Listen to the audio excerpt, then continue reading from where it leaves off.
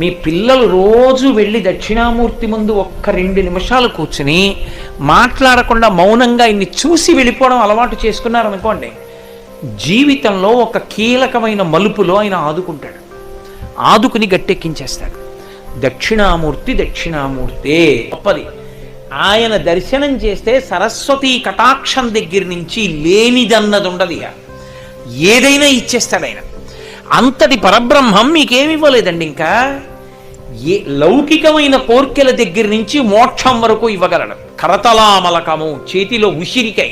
దక్షిణామూర్తి స్తోత్రం చదువుకుంటే గురుగ్రహం శక్తి పొందేస్తుంది. రోజు ఒకసారి దక్షిణామూర్తి స్తోత్రం చదివారనుకోండి చాలు, అంతే. ఆడవనివ్వండి, మగనివ్వండి, పిల్లలవనివ్వండి, ప్రయోజకులు అవుతారు, చక్కగా ఉంటారు. ఏమి పెద్ద ఇబ్బంది పడిపోయి భయంకరమైన స్థితిలోకి వెళ్ళిపోకుండా కాపాడుతుంది దక్షిణామూర్తి స్తోత్రం.